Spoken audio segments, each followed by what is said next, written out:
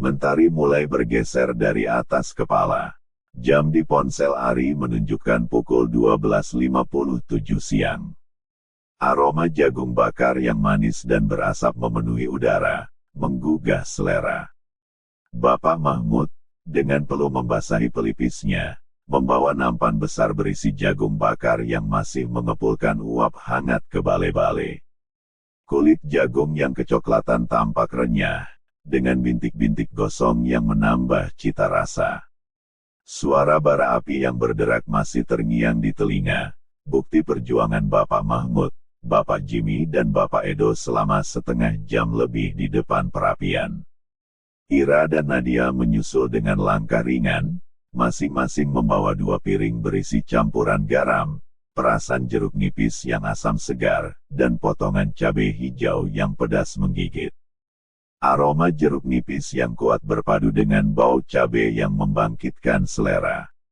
Mereka meletakkan piring-piring itu di atas bale-bale, lalu duduk di samping Ari. Sentuhan lembut angin siang menerpa kulit mereka, membawa serta aroma rumput yang baru dipangkas. Ibu Ani, Ibu Sarmila dan Ibu Rena, istri Bapak Mahmud, membawa nampan berisi gelas-gelas kaca dan teko berisi sirup kuning cerah. Aroma manis sirup yang menyegarkan langsung menyeruak di udara.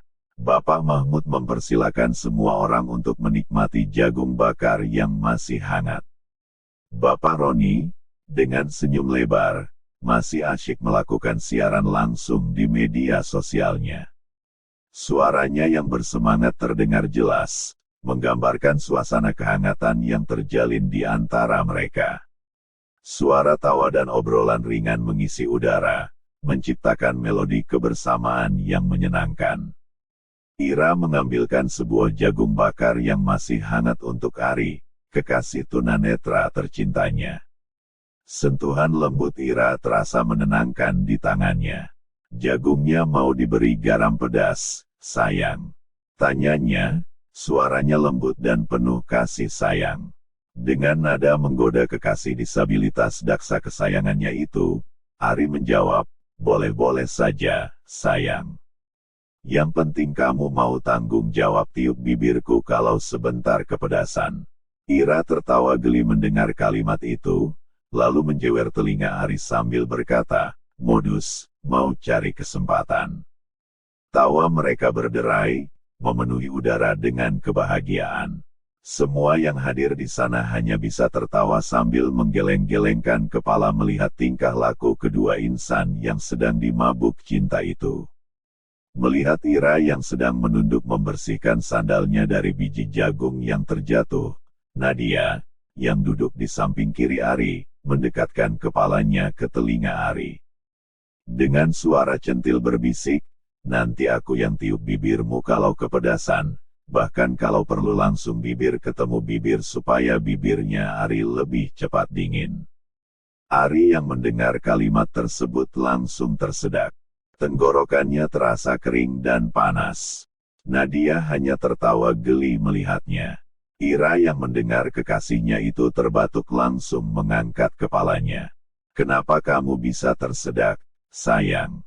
Tanyanya. Suaranya khawatir. Ari yang tentu saja tidak ingin mengatakan apa yang baru saja dikatakan oleh Nadia hanya bisa menjawab, jagungnya enak sekali, sayang. Jadi aku terlalu bersemangat makannya, sampai-sampai tersedak.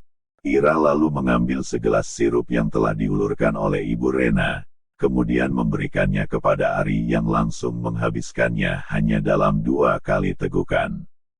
Rasa manis dan dingin sirup itu menenangkan tenggorokannya yang kering.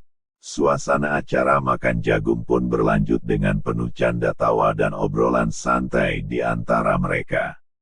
Sesekali nampak Nadia dengan anggun menggunakan bahasa isyarat untuk menerjemahkan apa yang dikatakan oleh Bapak Mahmud kepada teman-teman tunarungu mereka. Gerakan tangannya yang lincah dan ekspresif membuat semua orang mengerti apa yang sedang dibicarakan. Waktu terus berlalu, membuat nampan besar yang tadi berisi penuh jagung bakar sekarang berisi bonggol jagung sisa mereka. Aroma jagung bakar yang tadi begitu kuat kini mulai memudar, digantikan oleh aroma tanah basah setelah disiram air. Ira bersama ibu-ibu yang lain membantu Ibu Rena membawa piring dan gelas kotor sisa pertempuran tadi ke sumur di belakang rumah.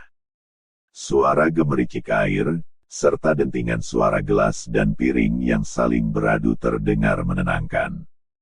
Sedangkan Bapak Mahmud bersama bapak-bapak yang lain sedang asyik ngobrol di balai-balai sambil sesekali terdengar tawa di antara mereka. Suara mereka yang berat dan serak berpadu dengan suara burung-burung yang mulai berkicau di pepohonan. Nadia masih duduk di samping Ari, memandangi wajah Ari yang nampak seperti menahan sesuatu. "Mengapa Ari terlihat begitu gelisah?" tanyanya, suaranya lembut dan penuh perhatian. Dengan sedikit ragu-ragu, Ari menjawab, "Aku pengen ke kamar mandi." Dengan nada menggoda, Nadia lalu menawarkan diri untuk mengantar Ari ke kamar mandi. "Mau diantar?" tanyanya manja. Ari terdiam mendengar kalimat tersebut. Perasaan campur aduk berkecamuk di dalam hatinya. Tapi karena Ira belum balik, sedangkan bapak-bapak di depannya juga sedang asik-asiknya ngobrol, maka terpaksa dia menerima tawaran Nadia itu karena sudah kebelet dari tadi. "Baiklah," jawabnya sedikit ragu. Nadia lalu membantu Ari berdiri dan dengan sabar menuntun Ari berjalan ke kamar mandi di dalam rumah Bapak Mahmud. Sentuhan lembut Nadia di lengannya terasa hangat dan menenangkan. Akhirnya mereka pun sampai di depan kamar mandi.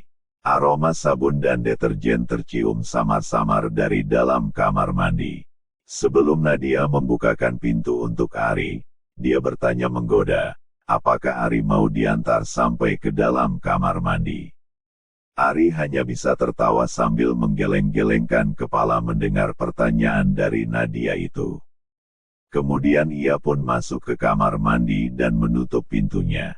Suara pintu yang tertutup memecah keheningan di antara mereka. Setelah beberapa menit di dalam kamar mandi, Ari pun keluar. Dia lalu membalikkan badan setelah menutup pintu kamar mandi. Dan tanpa disangka-sangkanya, tiba-tiba Nadia memeluknya. Pelukan yang begitu erat dan tiba-tiba itu membuat Ari tersentak. Jantungnya berdegup kencang, hatinya campur aduk, bingung apa yang harus dilakukannya. Dengan nada gemetar, Ari bertanya kepada Nadia tentang apa yang dilakukannya ini. "Nadia, apa ini?" tanyanya, suaranya bingung. "Ari, aku sayang kamu," bisik Nadia, suaranya penuh perasaan. Nadia melanjutkan, "Aku tidak akan memaksamu, tapi kalau kamu mau, aku rela jadi yang kedua," ucapnya, suaranya tulus. "Tapi, kalau kamu memang tidak mau, maka izinkanlah aku tetap menjadi sahabatmu. Agar aku bisa tetap dekat denganmu dan menyayangimu dari balik bayangan.